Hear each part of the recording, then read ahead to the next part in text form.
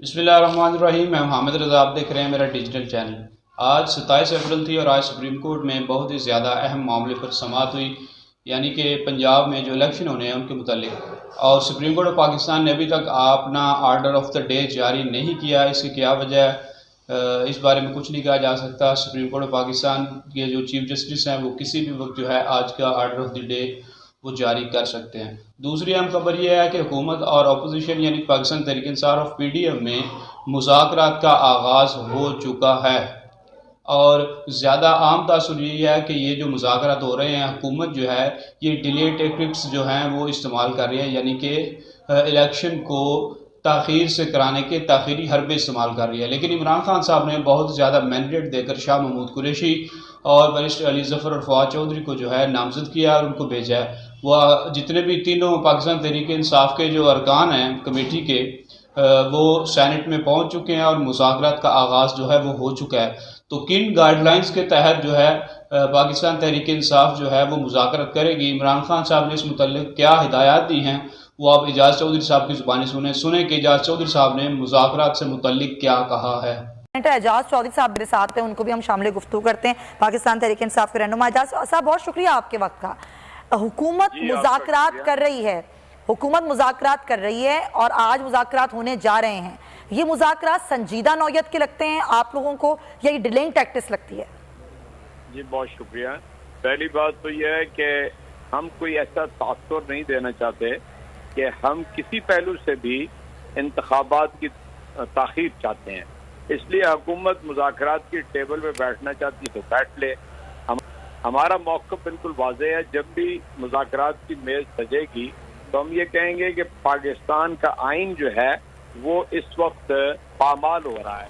सबसे पहला नुक्ता ये होगा कि आइए पाकिस्तान में आइन की पामाली को रोकें, और वो वजाहत ये है उसकी कि 90 रोज के अंदर इंतखाबात होना बाकी हैं जो नहीं हो रहे हैं। और मुल्क की दो बड़ी असम्बलियां जो है तहलील हो चुकी हैं 14 जनवरी से, और आज तक लैतोलाल जो है वो किया जा रहा है इंतखाबात करवाने से। यानी मेरी दानिश में तो अब तक वजीर आजम और काबीना वो तौहीन अदालत के मुर्तकब हो चुके हैं। अब एक वर्डिक्ट अदालत की तरफ से बाकी है कि वो इनके ऊपर तौहीन अदालत लगा दे और उसके बाद इनको नहल करार दे दे। अच्छा, ये कार्रवाई बाद में होगी तौहीन अदालत की, लेकिन उससे पहले जो मुज़ाकरात हो रहे हैं, अगर उसमें ये बात होती है कि 14 मई नहीं आए किसी और तारीख पे बात करते हैं तो तहरीक इंसाफ क्या करेगी?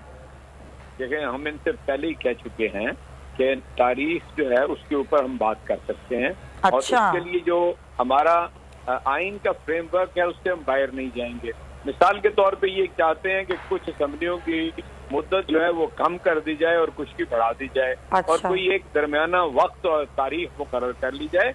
तो उसके लिए सबसे पहले तो तहरीक इंसाफ के अरकान असम्बली को कौमी असम्बली में जाना होगा। वहाँ पर जाकर जो भी वन टाइम आप तरमीम करना चाहते हैं इंतखाबात के हवाले से वो आप कर सकते हैं। और अगर ऐसी कोई तजवीज, सॉरी मैं आपसे, सॉरी मैं आपको इंटरप्ट इसलिए कर रही हूँ चौधरी साहब, मैं चाहती हूँ ज्यादा सवाल आपसे करूँ कि अगर ये तजवीज होती है जो आप एक बात कर रहे हैं कि आइए फिर असम्बली में आ जाएं और तरमीम जो भी हम आइन में करना चाह रहे हैं उसका हिस्सा बन जाएं, तो क्या आप बन जाएंगे?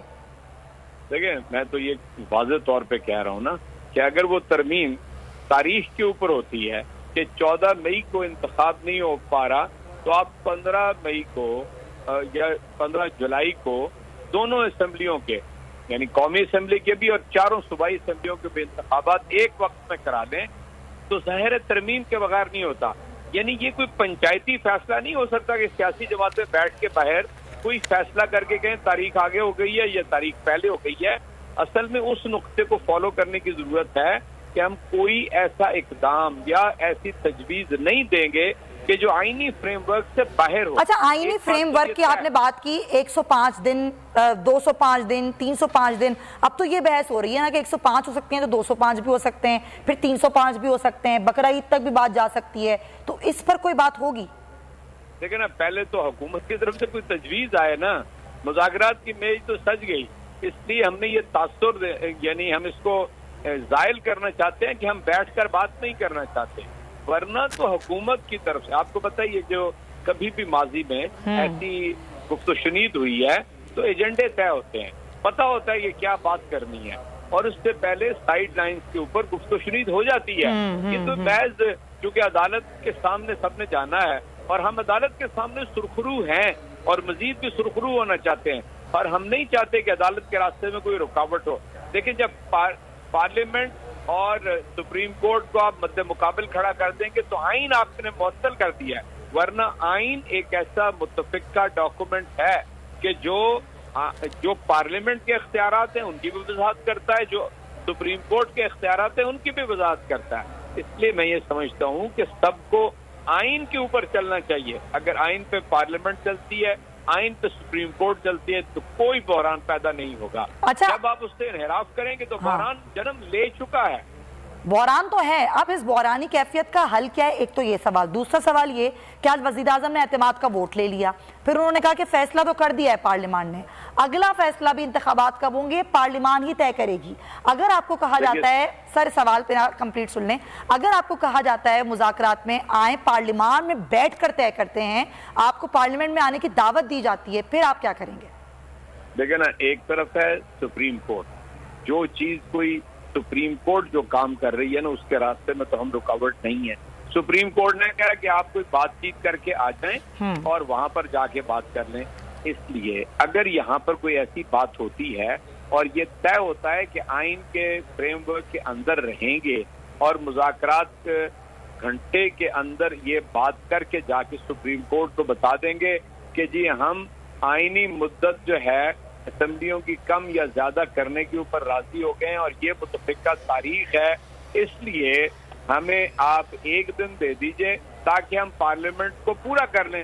دیکھیں نا جی، عدالت نے تو ہمیں اجازت دے دی ہے تحریک انصاف کے ارکان اسمبلی کو اسمبلی میں جانے کی، یہ نہیں اجازت دے رہے۔ بالکل ایسا ہی ہے۔ اس لیے جب وہ اجازت دیں گے تو اس سے مشروط ہے ساری باتیں کہ ہم اسمبلی میں جائیں، 2/3 اکثریت پوری ہو، اس کے بعد اسمبلی کے اندر ایک متفقہ ترمیم لائی جائے، اس کے مطابق ایک تاریخ فائنل۔ اچھا، آپ کی طرف سے کتنی اسپیس ہے؟ آپ کی طرف سے کتنی اسپیس ہے اعجاز صاحب؟ میں جاننا چاہتی ہوں۔ اسی کا حصہ ہوں گی کہ مالی ضروریات ہیں انتخاب کرنے کے لیے، وہ بھی حکومت پورا کرے گی۔ تو کتنی ونڈو کھولی ہے سر؟ اعجاز صاحب کتنی ونڈو اوپن کی ہے؟ کتنی اسپیس ہے؟ ابھی پی ٹی آئی جو مذاکرات کے لیے گئی ہے کتنی اسپیس لے کے گئی ہے؟ کتنی باتیں مانی جا سکتی ہیں؟ دیکھیں، ہم تو ذہنی طور پہ تمام ونڈو اور سارے دروازے کھول کے گئے، ہم نے کوئی چھپا کے چیز نہیں رکھی۔ دیکھیں، ہماری پیش نظر اس ملک کے اندر انتخابات کا انعقاد ہے۔ جب انتخابات کا انعقاد نہیں ہوتا تو پھر کوئی قانون نہیں ہوتا۔ 22 اپریل سے پنجاب کے اندر کوئی حکومت آئینی ایگزسٹ نہیں کر رہی۔ کیوں نہیں سمجھتے یہ لوگ کہ آج جتنے دن بھی اس سے اوپر 5 روز گزر گئے ہیں، یہ معلق ہے پنجاب کی حکومت، ان کا مینڈیٹ ختم ہو چکا ہے، ان کا کوئی امکان نہیں ہے۔ صرف یہ ہے کہ لوگ سپریم کورٹ کی طرف دیکھ رہے ہیں کہ ابھی اس گھنٹے یا اور آدھے گھنٹے کے بعد سپریم کورٹ کیا فیصلہ کرتی ہے۔ اس کے نتیجے میں جو توہین عدالت ہو چکی ہے، جن کے اوپر وہ لاگو ہوتی ہے، ان کا فیصلہ کیا جائے، تب پتہ چلے گا۔ یہ جو ڈھکوسلا ابھی انہوں نے پارلیمنٹ کے اندر ووٹ آف کانفیڈنس کا، اس کی تو کوئی ضرورت نہیں ہے، انہوں نے تو پورے نمبر بھی پورے نہیں ہیں، اور وہ لوگ کہ جو یعنی پی ٹی آئی کے ٹکٹ پہ منحرف ہو گئے ہیں ان کے ووٹ کاؤنٹ کر کے نمبر دے دیے ہیں۔ اس لیے وہاں پر بھی ایک لیکونہ موجود ہے جس کو وہ ایک جال سازی کے ذریعے اپنے آپ کو کہہ رہے ہیں کہ انہوں نے ووٹ آف کانفیڈنس لے لیا۔ اچھا، تو آپ نے سنا اعجاز چودھری صاحب کی گفتگو سے یہی لگ رہا ہے کہ عمران خان صاحب جو ہے وہ ساری صورتحال سے بخوبی آگاہ ہیں اور حکومت کے کسی بھی مذاکرات میں کسی ایسے نکتے پر اتفاق نہیں کریں گے جس سے الیکشن جو ہے وہ مزید تاخیر کا شکار ہوں۔ لیکن پی ڈی ایم نے جس طرح کل قومی اسمبلی میں تقرر کی، اس سے لگتا یہی کہ پی ڈی ایم حکومت الیکشن نہیں کروائے گی، کیونکہ ان کو پتہ ہے کہ جیسے ہی الیکشن ہوئے تو پاکستان تحریک انصاف بھاری اکثریت کے ساتھ دوبارہ برسر اقتدار آئے گی اور عمران خان صاحب جو ہے دوبارہ وزیر اعظم پاکستان بنیں گے۔ اور پی ڈی ایم کو اب یہ بھی پتہ ہے، خفیہ طور پہ اب وہ گارنٹیاں یہی مانگ رہے ہیں کہ اگر عمران خان صاحب دوبارہ اقتدار میں آئے تو وہ انتقامی کارروائیاں نہیں کریں گے۔ لیکن میں انہیں انتقامی کارروائیاں نہیں کروں گا، بلکہ وہ کہہ رہے ہیں کہ احتساب کی گارنٹی دیں کہ عمران خان صاحب حکومت کے آنے کے بعد جو ہے وہ ہمارا احتساب نہیں کریں گے۔ لیکن عمران خان صاحب کسی طور بھی یہ گارنٹی دینے کو تیار نہیں کہ حکومت میں آنے کے بعد وہ ان کا احتساب نہیں کریں گے۔ اسی وجہ سے حکومت ڈر رہی ہے کہ اگر الیکشن کروا دیے اور عمران خان صاحب دوبارہ آ گئے تو جو ہے دوبارہ سے تمام کیسز ری اوپن ہوں گے اور پی ڈی ایم کے لیے پھر جو ہے وہ نئی مشکلات جو ہے وہ کھڑی ہوں گی۔ تو اللہ تعالیٰ پاکستان کو اپنے حفظ و امان میں رکھے۔ اللہ حافظ۔